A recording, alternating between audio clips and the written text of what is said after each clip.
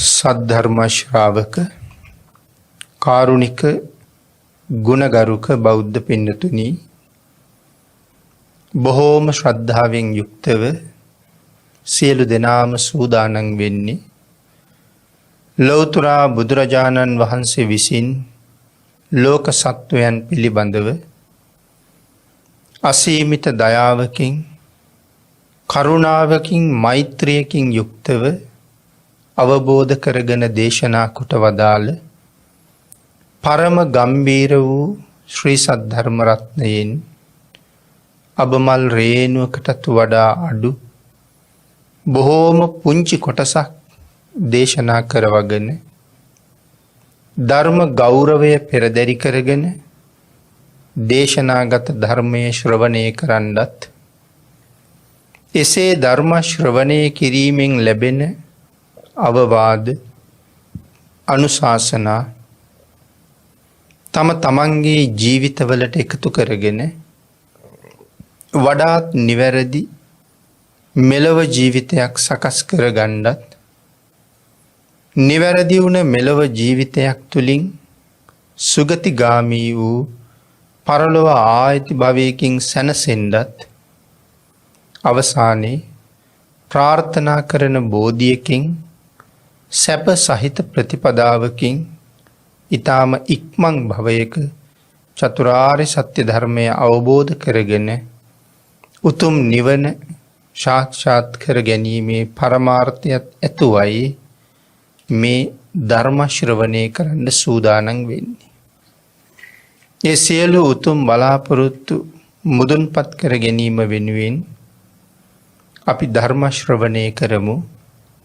පින්නතුනි, අද මේ ධර්ම දේශනාවේ මාතෘකාව හැටියට මම යොදාගන්න කල්පනා කළේ ධම්මපද පාළියේ දණ්ඩ කියන වර්ගයට අයිති වෙන එක ගාථා රත්නයක්.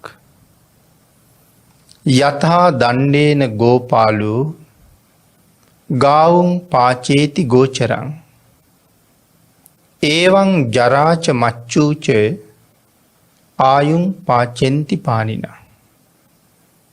අපේ බුදුරජාණන් වහන්සේ සවැත් නුවර ජේතවනාරාමේ වැඩ ඉන්න කාලේ එක පෝය දවසක විශාකා මහ උපාසිකාවත් එක්ක සිල් ගන්න ගිය පිරිසක් අරමුණු කරගෙන තමයි අපේ බුදුරජාණන් වහන්සේ මේ ගාථා රත්නය දේශනා කොට වදාළේ.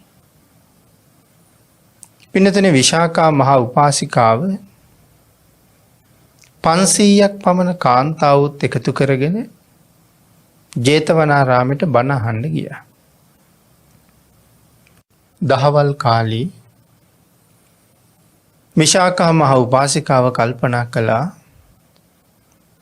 මේ අය අද සිල් ගත්තේ මොන වාගේ අරමුණු මුදුන්පත් කර ගැනීම පෙරදරි කරගෙනද කියන කාරණාව මේ අයගෙන් අහන්න ඕනේ කියලා.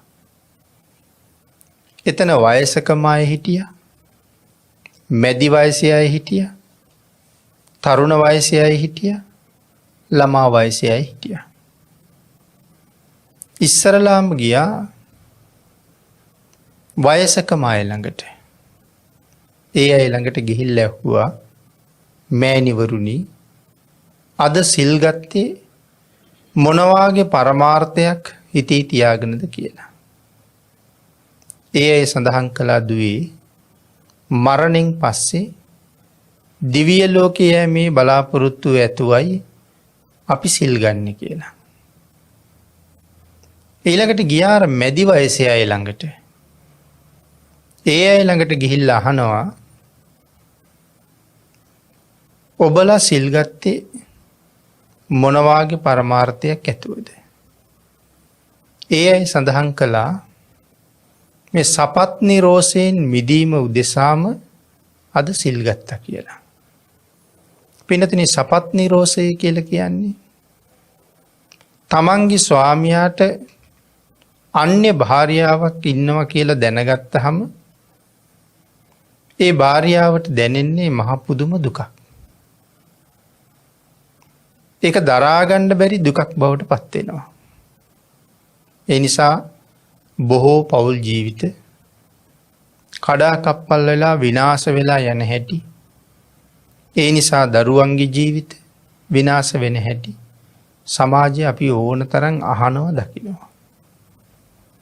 ඉතින් මේ අය කියනවා අපේ ස්වාමියන්ට අන්‍ය බිරින්දෑවරු ඉන්න නිසා අපේ හිතේ නිතරම දුක, වෛරය, පසුතැවීම මේ වගේ දේවල් ඇති වෙනවා.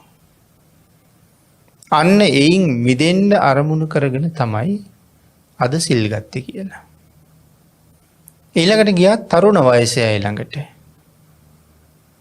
අද සිල් ගත්තේ ඇයි කියලා ඒ අයගෙන් අහපුවාම මේ තරුණ වයසේ කාන්තාව සඳහන් කළේ විවාහයෙන් පස්සේ මුලින්ම ලබන දරුවා පිරිමි දරුවෙක් බවට පත්වෙන්න ප්‍රාර්ථනා කරන්නයි සිල් ගත්තේ කියලා.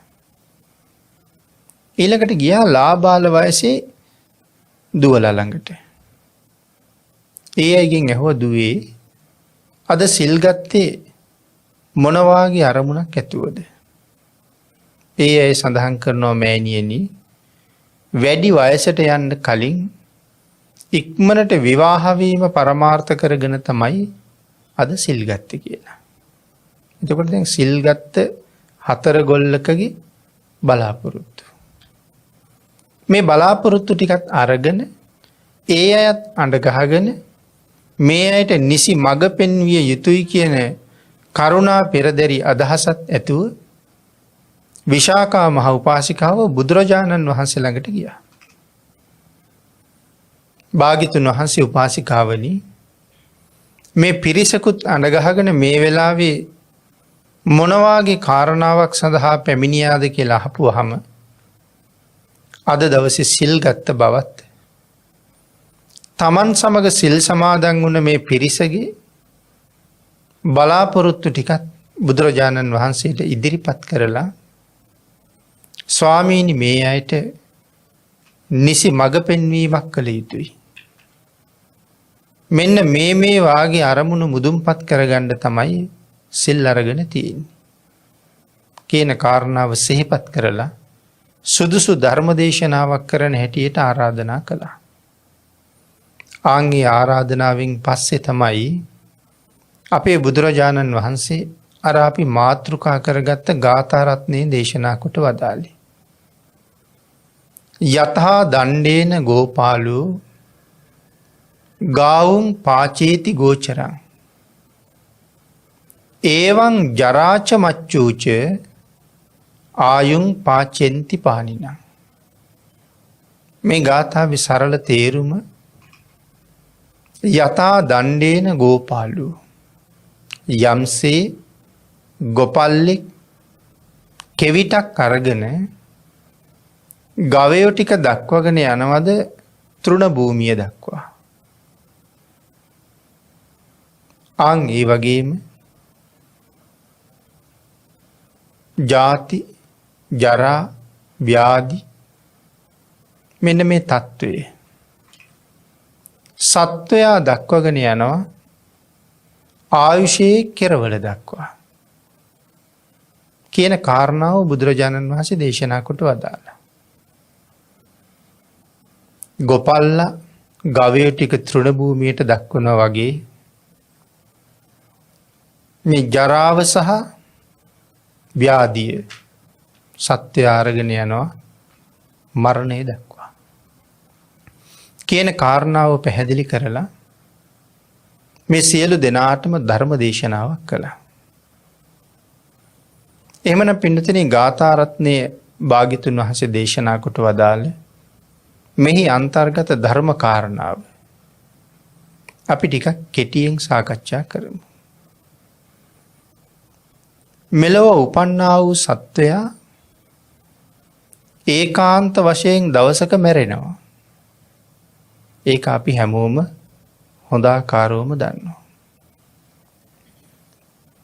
මේ ජරා මරණ කියන තත්ත්වය ජරාව කියලා කියන්නේ වයසට යනවා කියන එකයි. මරණය මේ ආත්මේ අපේ ජීවිතේ අවසානය. එහෙනම් උපන්නා වූ සත්වයා හැමෝම වයසට ගිහිල්ලම මැරෙන්නේ නැහැ. නමුත් ජරාවටපත් වෙනවා කියලා කියන්නේ මොහොතක් ගානේ අපි වයස්ගත වෙන එකයි සිද්ධ වෙන්නේ. ලදරුවෙක් වෙන්න පුළුවන්. ක්‍රමානුකූලව ලොකු වෙලා ළමා වයස ඉක්මවලා තරුණ වයසට එනවා. ඔය වයසට එනකන් සමහර වෙලාවට හුඟක් අය කැමති. වයස වැඩියෙන් කියන්න කැමති. දවසින් දවස ලොකු වෙනවට කැමති. දවසින් දවස උස යනවට කැමති. ඒ නිසා කොච්චරක් උස ගිහිල්ලද සමහර වෙලාවට නිතර උස මැනලා බලනවා. ශරීරයේ මහත ප්‍රමාණය මැනලා බලනවා. ඒ කාලේ හරි කැමති එහෙම වෙනවට. නමුත් ටිකක් තරුණ වයසේ ඉක්මවලා යනකොට ඊට පස්සේ වයස කියන්නත් අකමැත්තක් තියෙනවා. ඒ කියන්නේ ජීවිතේ අභාවයට යන පැත්තට අපි කැමති නැහැ. නමුත් පින්නතුනි ලදරුම වයසේ ඉන්න කෙනෙක් ළමා වයසට ආවා කියලා කිව්වෙත් ලදරු වයස ඉක්මවලා ළමා වයසට එනකොට අපි ලං වෙලා තියෙන්නේ මරණයට. කෙනෙක් අවුරුදු 70ක් ජීවත් වෙනවනම්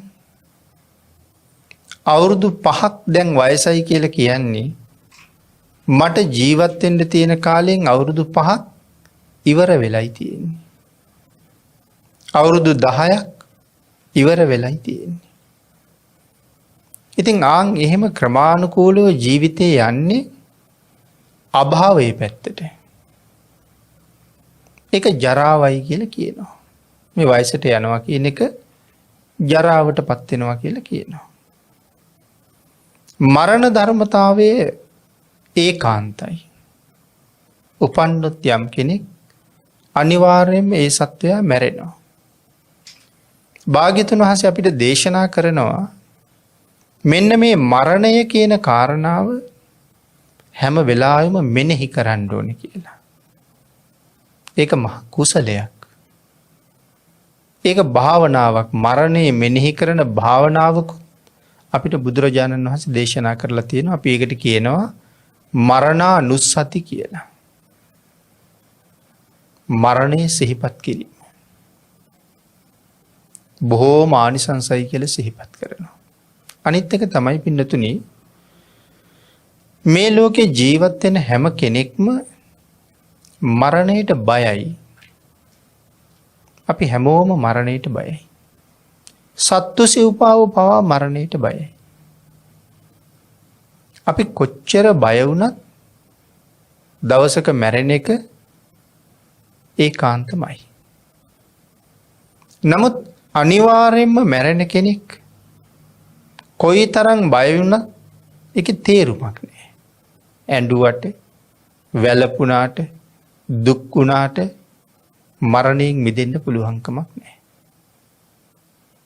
මේ මරණය නැත්තම් මාරයා කියන පුද්ගලයාට අපිට අල්ලස් දෙන්න පුළුවන්කමකුත් නෑ. ඔහු සතුටු කරන්න පුළුවන්කමකුත් නෑ. එක මොහොතක්වත් ජීවිතේ ඉල්ලගන්න පුළුවන්කමකුත් නෑ. අන්න ඒ නිසා අපි ජීවත් වෙන කාලය තුල මේ මරණයට මූණ දෙන්න හොඳින් සූදානම් වෙන්න ඕනේ. තව විදිහකට කිව්වොත් ජීවත් වෙනවා කියලා කියන්නේ මරණයට සූදානම් වෙනවා කියන එක. මොකද අනිවාර්යයෙන්ම පැමිණෙන දෙන්නේ. ඒ නිසා ඒකට අපි සූදානම් වෙන්න ඕනේ. එතකොට ඒ සඳහා සූදානම් වීම ගැන බුදුරජාණන් වහන්සේ අපිට බොහෝ කරුණු දේශනා කොට වදාළා. සංවේග වස්තු 8ක් බුදුරජාණන් වහන්සේ දේශනා කළා. 8 මහා සංවේග වස්තු කියලා. ඒ සංවේග වස්තු 8 එකක් මරණය. ජාති, ජරා, ව්‍යාධි, මරණ. මේ මරණ කියන ධර්මතාවයේ සංවේග ඉපදවිය යුතු කාරණාවක්. හේතුව මෙලව අතහැරලා යනවා. ඒ වගේම පින්නතුනි මෙලව අතහැරපු පුද්ගලයාට නැවත උපතක් තියෙනවා. මැරුණ කියලා කිව්වොත් අනිවාර්යයෙන්ම ආයෙත් උපදිනවා. අභාව ප්‍රාප්ත වුණා කියලා කිව්වත් උපදිනවා. නිදන ප්‍රාප්තියටපත් වුණා කියලා කිව්වත් උපදිනවා. කලුරිය කළා කියලා කිව්වත් උපදිනවා. දිවංගත වුණා කියලා කිව්වත් ආයෙත් උපදිනවා. ස්වර්ගස්ත වුණා කියලා කිව්වත් ආයෙත් උපදිනවා. එතකොට නූපදින කෙනෙක් පිරිනිවන් පෑවා කියලා කිව්වොත් නැවත උපතක් නැහැ. එනම් භාග්‍යතුන් වහන්සේ අපට අනුශාසනා කළේ මෙන්න මේ පිරිනිවෙන තැනට කටයුතු කරන්න. මරණය බොහෝම ඉක්මන් කියලා දේශනා කළා. අපි මැරෙන බව දන්නවා. කවද මැරෙනවද? කොතන මැරෙනවද? කොහොම මැරෙනවද? මොන හේතුව නිසා මැරෙනවද? ඒකක්වත් අපි දන්නේ නැහැ. නමුත් මැරෙන බව දන්නවා. අන්න ඒ නිසා අපි මුලින් මතක් කළා ජීවත් වෙනවා කියලා කියන්නේ මරණයට සූදානම් වීමයි කියලා. ඒ සඳහා කුමක් කළ යුතුද? භාග්‍යතුන් වහන්සේ දේශනා කළා මරණයට සූදානම් වෙන කෙනා ආය උපදින්නත් සූදානම් වෙන කෙනෙක්. එහෙනම් ඒ උපදින්න තැන් හුඟක් තියෙනවා. සතර අපායේ උපදින්නත් පුළුවන්. බ්‍රහ්ම ලෝකේ ඉපදෙන්නත් පුළුවන්. දිව්‍ය ලෝකේ උපදින්නත් පුළුවන්. මනුස්ස ලෝකේ උපදින්නත් පුළුවන්. ඔය බ්‍රහ්ම ලෝකේ, දිව්‍ය ලෝකේ, මනුස්ස ලෝකේ උපදිනවා කියන කාරණාවට අපි හුඟක් කැමතියි. නමුත් සතර අපායේ උපදින්න වෙනවට අපි කොහොමවත් කැමති නැහැ. අපි අකමැති නම් සතර අපායේ උපදින්න ඒ සඳහා කළ යුත්තේ මොකක්ද? බුදුරජාණන් වහන්සේ දේශනා කරනවා ඒ සඳහා හැම පුද්ගලයෙක් ළඟම උතුම් වූ සීලයක් තිබිය යුතුයි කියලා. බොහෝ දේශනාවල් වලින් මේ කාරණාව මතක් කළා. මරණයට පත්වෙන කෙනෙක් නැවත උපදින්නේ කොතනද කියන කාරණාව තීරණය කරන්නේ සීලය විසින්. එහෙමනම් අපි කල්පනා කරන්න ඕනේ දැන් මගේ ගාව කොයි විදිහේ සීලයක් තියෙනවද? මරණයෙන් පස්සේ සුගතියක උපදින්න තරම් මංගාව තියෙන සීලය ප්‍රමාණවත්ද කියන කාරණාව හැම වෙලාවෙම හිතන්න ඕනේ. මරණය හරියටම මෙනෙහි කළොත් ජීවිතේ නිතරම කුසලයෙන් පුරවනවා. හේතුව තමයි කොයි වෙලාවෙ මැරෙයිද කියලා දන්නේ නැහෙනි. අනිත්‍ය ස්වභාවයක්ම තමයි තියෙන්නේ. ආන් එහෙමනම් දැන් කෙනෙකුට දැනගන්න ලැබුණොත් තව පැය 24ක් ඇතුළත මම මැරෙනවා කියලා අනිවාර්යයෙන්ම දන්නවනම් අපේ පින්නතුනි හිතන්නකෝ කයෙන් කරන වැරදි කරයිද ඒ පුද්ගලයා? වචනයෙන් කරන වැරදි කරයිද ඒ පුද්ගලයා? හිතෙන් කරන වැරදි කරයිද? එහෙනම් මේ කය, වචනය, හිත මේ තිදොරින් සිදු කරන්නා වූ යම් වරදක් වෙත්නම් ඒ එකදු වරදකටවත් ඔහු යොමු වෙන්නේ නැහැ. මොකද තව පැය 24යි ජීවත් වෙන්න තියෙන්නේ. පින්නතුනේ ඔය කාරණාව මනාව සිහියට ගත්තොත්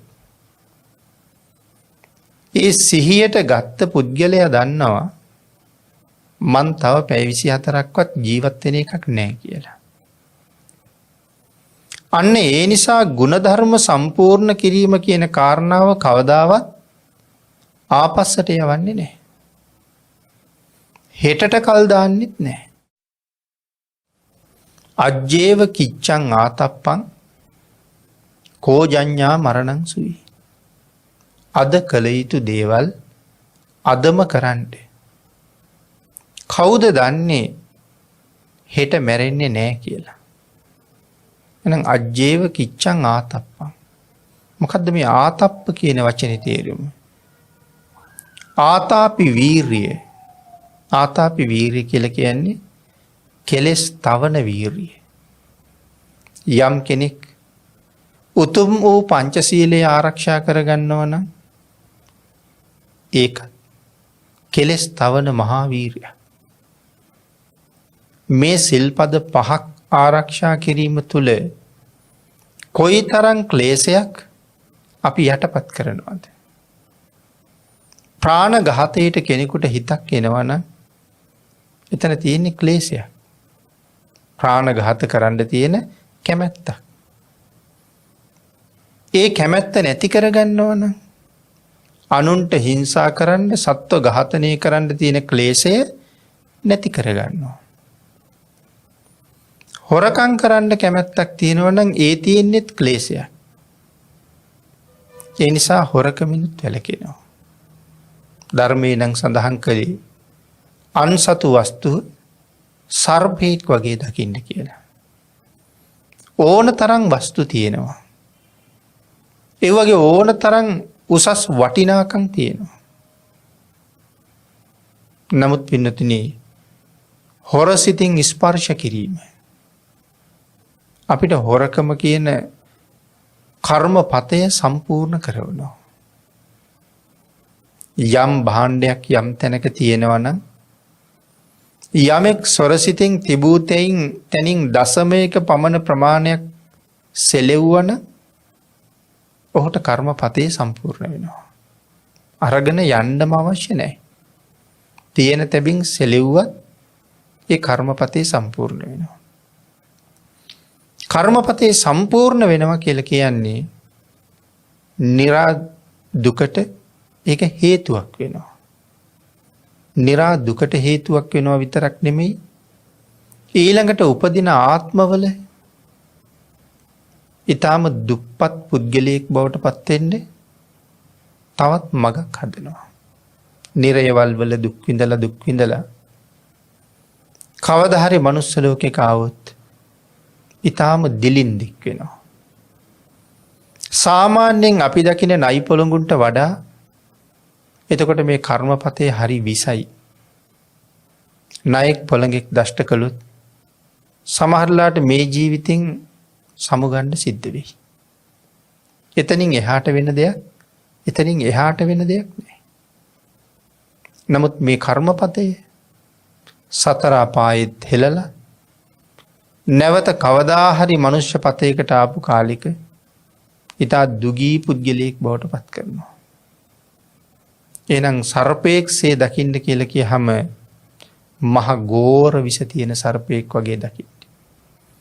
කොච්චර වටිනා දෙයක් වුණත් ඒක නිකන් කැට කැබලිති ගොඩක් වගේ දකින්න. එතකොට ඒක පිළිබඳව තණ්හාවක් ඇති වෙන්නේ. සමහරලාට අන්සතු බිරිඳක් දැක්කහම Tamanට වඩා වයසයි නම් අම්මා කෙනෙක් වගේ දකින්න කිව්වා. සමාන කෙනෙක් නම් සහෝදරියක් වගේ බලන්න කිව්වා. ලාබාල කෙනෙක් නම් දුවනි කෙනෙක් දිහා බලනවා වගේ බලන්න කිව්වා. අනික් පැත්තත් එහෙමයි.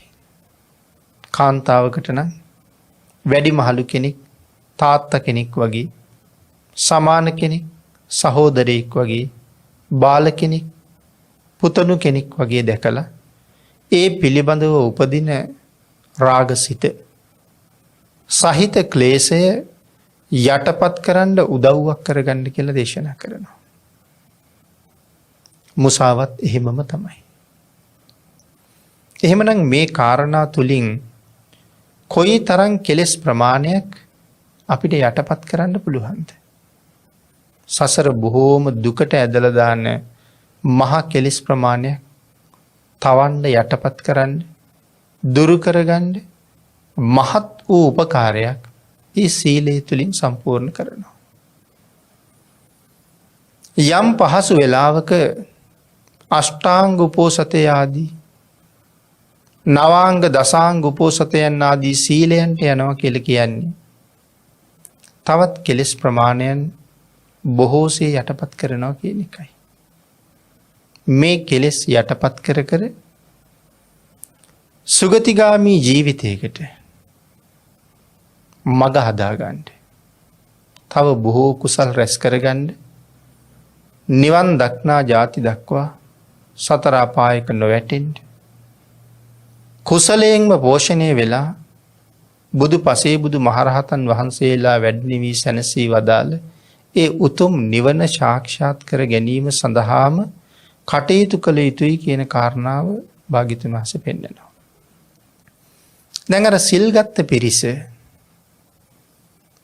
පළමුවෙනි කණ්ඩායම අදහස් කළා දෙව්ලොව යන්න වයසකමයි. දෙවැනි කණ්ඩායම ද්වේෂය නැති කරගන්න. තරුණ අය පිරිමි පුතෙක් ලබන්න. ලාබාලාය ඉක්මනට විවාහයක් වෙන්න. මේ ප්‍රාර්ථනා හතරම ලෞකික වූ බලාපොරොත්තු. දුක කෙරවල කරපු බලාපොරොත්තුවක් කවුරුවත් ළඟ නැහැ. සුගතියේ ඉපදුනත් සසරින් මිදුණ වෙන්නේ නැහැ නේ පින්නතුනි. තවමත් ඉන්නේ සසර තුලමයි. ඒ ප්‍රාර්ථනාව කරපු ඒ මහලු පිරිසත් ධර්ම දේශනාව කරන මමත් මේ මැදිරිය තුල බණ අහන ඔබත් මේ ධර්ම දේශනාව ශ්‍රවණය කරන ලක්වැසි ලෝවැසි තව විශාල පිරිසක් හැම කෙනෙක්ම ඒ කාටවත් දෙව්ලොව කියලා කියන්නේ අලුත් තැනක්ද? එකවරක් නෙමෙයි දෙවරක් නෙමෙයි සියවර දහස්වර අපි දිව්‍ය ලෝකවල ඉපදිලා තියෙනවා. බ්‍රහ්ම ලෝකවලත් ඉපදිලා තියෙනවා. ඒ නිසාම තමයි මේ බණ අහන්නත් හිතිලා තියෙන්නේ. ඒ නිසාම තමයි ශ්‍රද්ධාව ඇති වෙන්නේ. නමුත් අද අපි බඹලොවත් නැහැ දෙව්ලොවත් නැහැ. ඒ ජීවිතවල කරගත්ත පුණ්‍ය මහිමයන් නිසා බ්‍රහ්ම ලෝකවල ඉපදිලා අවුරුදු කෝටි ප්‍රකෝටි ගණන් ඒ බඹ සැපය වින්දා. පින්නතුනි අපි කරගත්ත කුසල කර්මයන් කෙමෙන් කෙමෙන් අඩු වෙනවා. අපේ ළඟ තියෙන මුදල් නැවත නැවත එතෙන්ට එකතු කළේ නැත්තම් අරන් පරිහරණය කරන්න මුදල් ටික ඉවර වෙනවා. අපේ පිනත් එහෙම්මම තමයි. බඹලෝට වෙලා ඒ පින භුක්ති විඳින්න අපේ පින අඩු වෙනවා. ඊට පස්සේ බඹලොව වසන්ඩ තරම් ස්වභාවයක් නැතුව යනවා. බඹලොවින් චුත වෙලා දෙව්ලොවට එනවා. කාලයක් දෙව්ලොව සැප විඳලා දෙව්ලොවින් චුත වෙලා ආපහු මනුලොවට එනවා. මනුස්ස ලෝකෙට ඇවිල්ලා මනාව සිහිය පවත්වන්න බැරි වුණොත් මෙහෙන් චුත වෙලා සතර අපායට යනවා. වචනයෙන් ගණනින් ප්‍රමාණයෙන් කිව නොහැකි තරම් කාලයක් සතර අපායවල වල දුක් විඳලා තවත් සංසාරේ කරගත්ත කුසල කර්මයක් නිසා කොයි කාලේ හරි සතර අපායිනුත් මිදෙනවනේ. අපි දෙව්ලොව බඹලොව හිටියා වගේම ඊට වඩා වැඩි වාර ගාණක් අපි සතර අපායේ ඉඳලා තියෙනවා. ධර්මයේ සඳහන් කළා භාග්‍යතුන් වහන්සේ සංවේග වත්තු පැහැදිලි කරනකොටම මේ සතර අපා දුක සංවේග වත්තු වල තව එකක්. සතර අපායට වැටුණොත් නැවත සුගතියට එනවා කියන එක ඊටාම දුර්ලභ කාරණාවක්. බාලපණ්ඩිත සූත්‍රයේ උදාහරණයක් දේශනා කළා ඒ ගැන. හැබැයි මේ උදාහරණය මේ හැම කෙනෙක්ම නිතර අහලා තියෙන උදාහරණයක්. මහා සාගරයට වැටිලා තියෙනවා එක සිදුරක් තියෙන විය ගහක්. අවුරුදු 100කට සැරයක් සාගරයේ පතුලින් උඩට එනවා කැස් බෑවි. මේ කැස් බෑවට මේ වියගහ හම්බ වෙලා වියසිදුරෙන් ඔළුව උඩට දාලා අහස බලන්න ඕනේ. ඒක වෙන්න පුළුවන්ද? භික්ෂූන් වහන්සේලාගෙන් ඇහුවා. පින්නතුනි ඒක වෙන්නෙම නැති දෙයක් කියලා කිව්වොත් ඒක ඒ තරම්ම කාරණාවක්. මොකද සාගරය ගැන හොඳ වැටහීමක් තියෙන්න ඕනේ. සාගරයේ කොච්චර ලොකුයිද? මේ ලෝකෙට තියෙන්නේ එකම මහ මුහුදයි. ඒ මහ මුහුද එහෙනම් කොච්චර ලොකුද? එතකොට එක වියගහයි සාගරේ තියෙන්නේ. වියගහ කොහෙ තියෙයිද? අවුරුදු 100කට වතාවක් උඩ එන කැස් බෑවා කොහෙන් උඩේයිද? ඉතින් හරියටම මේ කැස් බෑවට වියගහ මුණ ගැහෙනවා කියන කාරණාව වෙන්න පුළුවන් දෙයක්ද මෙච්චර සාගරේ? ඒක වෙන්න බැරිම දෙයක්. නමුත් පින්නතුනි වෙන්නේ නෑ කියලා කියන්න බෑ. ඊ타ත්ම කලාතුරකින් වෙන්න පුළුවන්. හැබැයි ඒක ඊ타ත්ම කලාතුරකින් කියලා කියහම කොච්චර ප්‍රමාණයයිද කියලා තේරෙන්නේ නැහැ. භාග්‍යතුන් වහන්සේ දේශනා කරනවා මහණෙනි ඒ තරම්ම දුර්ලභයි කියන කනකැස් බෑවා වියසිදුරෙන් අහස බලනවා කියන කතාව නිතර වෙන්න පුළුවන් දෙයක් කියලා මම කියනවා. ඒකේ තරම්ම දුර්ලභ වැඩක්.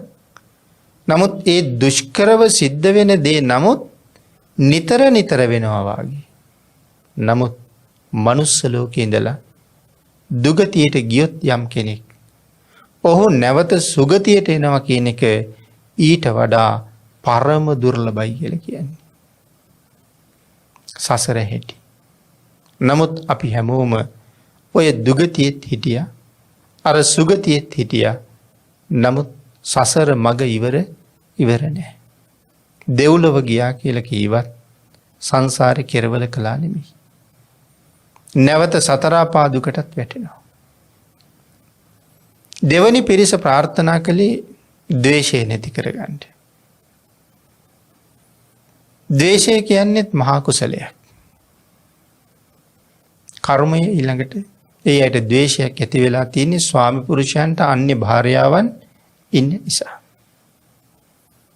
ඔවුනුත් කර්ම රැස් කරනවා, මොවුනුත් කර්ම රැස් කරනවා.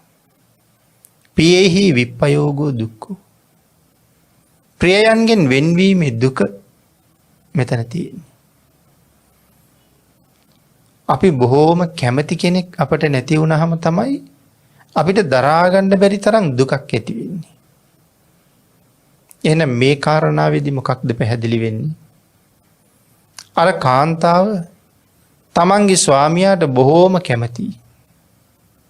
හැබැයි ඒ ස්වාමියා අන්‍ය බිරිඳකට බොහොම කැමතියි. මැය ඔහුට කැමතියි, ඔහු තව කෙනෙකුට කැමතියි. මැය ඔහුට කැමති නිසා ඔහුටත් තියෙන්නේ දුකක්.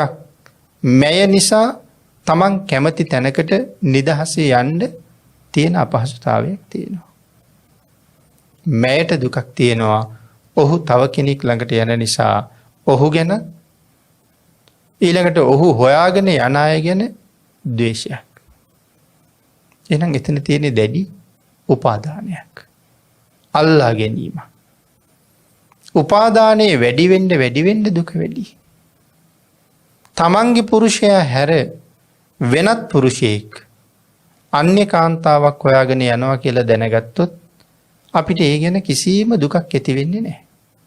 තැන අපි ඒ ගැන ඕන තරම් කතා කරන්නත් පුළුවන්. නමුත් අපිට දුකක් නැහැ. තමන්ගේ පුරුෂයා හෝ තමන්ගේ බිරිඳ එහෙම කරනවා කියලා දැනගත්තොත් ඒ පුද්ගලයාගේ ජීවිතේ ගිනි ගොඩක් වගේ වෙනවා. ඇයි එහෙම වෙන්නේ?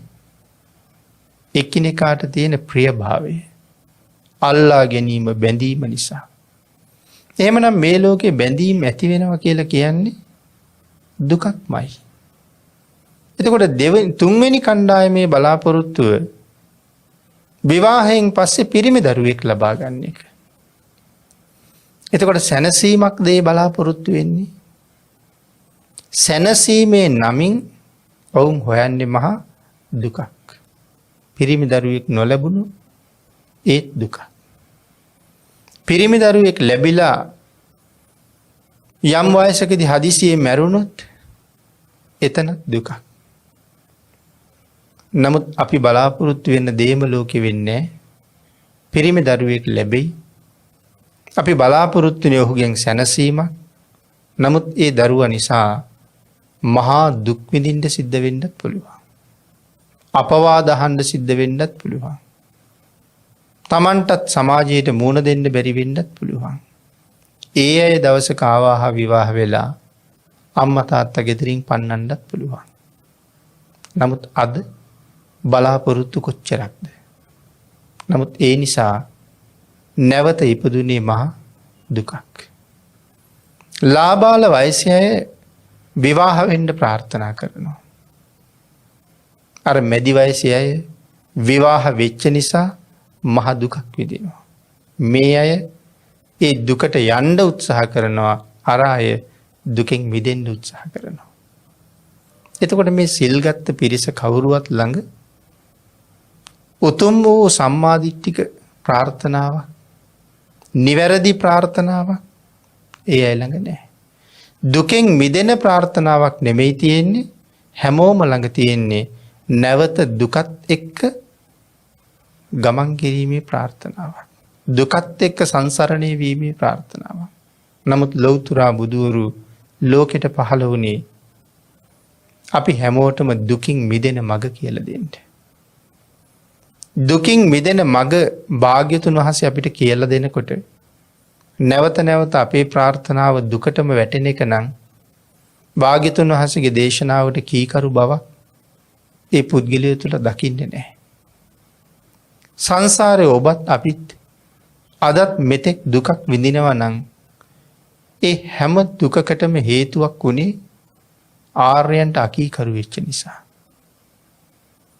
නමුත් වටිනා අවස්ථාවක් ලැබිලා තියෙනවා.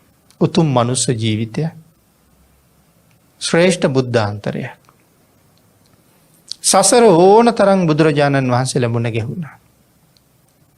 මහ බෝසතාණන් වහන්සේ පාරමිතා පුරන්න පටන් ගත්ත කාලේ ඉඳලා මුණ ගැහිච්ච බුදුරජාණන් වහන්සේලගේ ප්‍රමාණය 5,12,028ක් කියලා සඳහන් කළේ.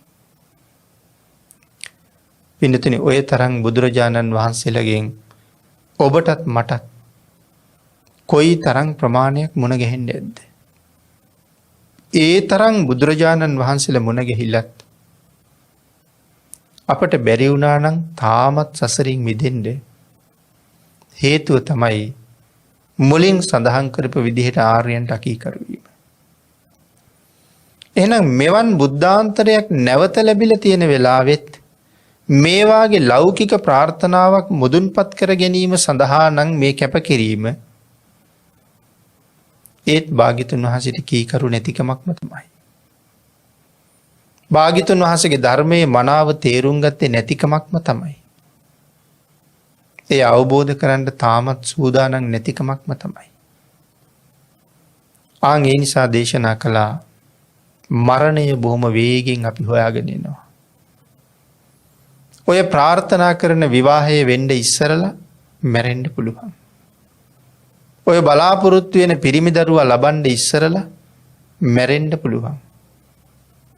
ඒ නිසා අපි කළ යුතු උතුම්ම ප්‍රාර්ථනාව එහෙමනම් මොකක්ද? ශ්‍රේෂ්ඨ මනුස්ස ජීවිතයයි උතුම් බුද්ධාන්තරයයි මුණ ගැහිලා තියෙන වෙලාවේ නැවත සසර නතර වෙන්න කරන ප්‍රාර්ථනාවක් නෙමෙයි, වහවහා සංසාරයෙන් එතර යන්න කරන ප්‍රාර්ථනාවක් තමයි අපි ළඟ තියෙන්න ඕනේ. සමහර වෙලාවට මේ බුද්ධාන්තරයෙන් අපි බලාපොරොත්තු වෙන තැනට යන්න අපිට වීරිය නැති වෙන්නත් පුළුවන්. තවත් බුදුරජාණන් වහන්සේ නමක් ගැන කියලා ඒ ශාසනයෙන් නිවන් දකින්නවා කියලා ප්‍රාර්ථනා කළොත් ඒකත් අපිට නොවෙන්නත් පුළුවන්. ඒ නිසා නිවැරදිව කළ යුතු ප්‍රාර්ථනාවක් හැටියට ඊටාම ඉක්මන් භවයක ඒක මේ ජීවිතේ වෙන්නත් පුළුවන්, ඊළඟ ජීවිතේ වෙන්නත් පුළුවන්. මේ බුද්ධාන්තරේ පුරාම බැරි වුණොත් ඊළඟ බුද්ධාන්තරය තුල වෙන්නත් පුළුවන්. ඒ නිසායි ඊටාම ඉක්මන් භවයක, ඊටාමත්ම කෙටි කාලයකින් ඉක්මන් භවයක වෙන්න ඕනේ, බොහොම කෙටි කාලයකින් වෙන්න ඕනේ. සැප සහිත ප්‍රතිපදාවෙන්, ප්‍රතිපදාව සැපවත් වෙන්න ඕනේ. ආර්යයන් වහන්සේලාගේ චරිත කතා ගැන කියනකොට රහත් බව ලබා ගැනීම සඳහා විඳලා තියෙන දුක් අපිට බොහොම අහන්න ලැබෙනවා. සමහර රහතන් වහන්සේ නමක් තමන්ගේ ඇස් දෙක පුපුරනකම්ම සැතපීලා නැහැ. අවදීන්ම භාවනා කරලා. සමහර රහතන් වහන්සේලා මාස ගණන් සක්මන් කරලා. සමහර මහරහතන් වහන්සේලා වෙච්ච අය ඊට වඩා වැඩි කල් දුක් විඳලා. සෝනාදී මහතෙරවරු කොයි තරම් වීරිය වැඩුවද? සක්මන් කරලා යටිපතුලින් ලේ ගලන්න ගත්තා. ඇවිදින්න බැරි නිසා දනිස් දෙකෙන් සක්මන් කළා. දනිස් දෙකම හැම ගිහිල්ලා ලේ ගලනකොට නැවත නැගිටලා සක්මන් කරනවා. පාද දෙකෙන් දැඩි වේදනාවක් ඇති වෙනකොට ආයේ දනිස් දෙකෙන් සක්මන් කරනවා. ප්‍රතිපදාව සැපයිද? එතකොට ප්‍රතිපදාව සැප නැහැ. බොහෝම දුක් සහගතයි. විනාඩි 10ක් විතර භාවනා කරන්න වාඩි වුණොත් අපේ ශරීරයේ ඇති වෙන වේදනාවල් කොච්චරද? ඒ නිසා සැප සහිත ප්‍රතිපදාවෙන් දාරුචීරිය ආදී මහරහතන් වහන්සේලා බුදුරජාණන් වහන්සේ මුණ ගැහිලා බණපද කීපයක් මහපාරේදී ඇහුවි. නමුත් මහපාරේම රහත් වෙනවා. පැය ගණන් තැනක භාවනා කළාද ප්‍රතිපදාව ඊටාම සැපයි. ඒ නිසා සැප සහිත ප්‍රතිපදාවෙන් ප්‍රාර්ථනා කරන බෝධියෙන් ඒ උතුම් නිවනට යෑම සඳහා මේ ලැබිච්ච උතුම් අවස්ථාවෙන් වහවහ වීරිය කරන්න ඕනේ. මරණය ඕනම වෙලාවක අපි හොයාගෙන එනවා. අස්තිරයි ජීවිතේ. ස්ථිර බවක් කොහොමත් ජීවිතේ නෑ. තනපතක් අග රැඳුන පිනි බින්දුවක් වගේ අස්තිරයි. එවන් ජීවිතේ මරණය මොන මොහොතේ අපි හොයාගෙන ඉද දන්නේ. ඒක ඊටාම වේගෙන් අපි හොයාගෙන ඉන්න ධර්මතාවයක් බව අපි බුදුරජාණන් වහන්සේ ජවනහංසාදී ජාතකවලත් අපිට දේශනා කොට වදාලා. ඒ නිසා ගොපල්ලා ගවයෝ ටික තෘණ භූමියට දක්වනවා වගේ ජරාවයි මරණයයි එකතු වෙලා අපි ආයුෂයාගේ කෙරවල දක්වා අරන් යනවා. ගෙවෙනවා නම් හැම මොහොතක්ම ඒ ගෙවෙන හැම මොහොතකම අපට අහිමි වීමක් තියෙනවා. ජීවිතයේ අහිමි වීමක්. ඒ නිසා සඳහන් කළා යම් තැනක මහ පොළොවේ හැරිලා ගිහිල්ලා තියෙනවා නම් අපි දන්නවා ජල පාරක් ගිහිල්ලා තියෙනවා. තනකොළ අතුරු කිලි පිච්චිලා තියෙනවා නම් අපි දන්නවා ගිනි පාරක් ගිහිල්ලා තියෙනවා. ගස් කොළන් පෙරලිලා අතු කඩාගෙන වැටිලා තියෙනවා නම් අපි දන්නවා සුළඟක් හමලා තියෙනවා. ඒ වගේ තමයි අපිට ලදරු අවදියක් තිබුණා. ළමා කාලයක් තිබුණා. තරුණ කාලයක් තිබුණා. දැන් මැදියම් වයසේ සැඳෑ සමයේ ඉන්නවා. ඒ ළමා කාලේ තිබුණ අතපය, පාසල් ගිය කාලේ තිබුණ අතපය, විවාහ වෙච්ච කාලේ හැඩරුව දැන් එකක්වත් අපි ළඟ නැහැ. ඊට වඩා හුඟක් වෙනස් කෙනෙක්. එදා අරගත්ත පින්තූර ටිකක් ළඟ තියාගෙන බැලුවොත් එදාට වඩා අද අපි කොච්චර වෙනස් වෙලාද?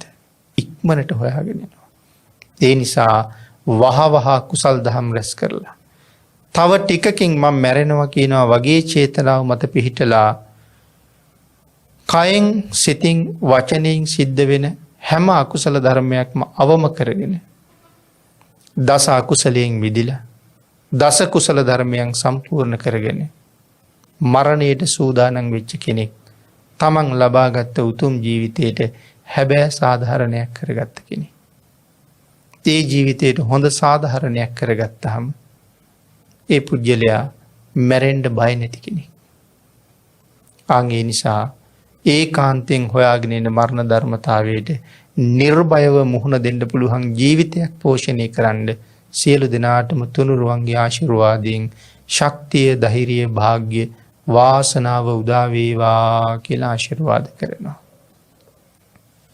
පින්නතුනි අද මේ උතුම් ධර්ම දේශනාවේ දායකත්වය දරනු ලබන්නේ මීට වසර 31කට පෙර අභාව ප්‍රාප්ත වූ ඉබ්බාගමුව මුරුතව විසූ විශ්‍රාමලත් විදුහල්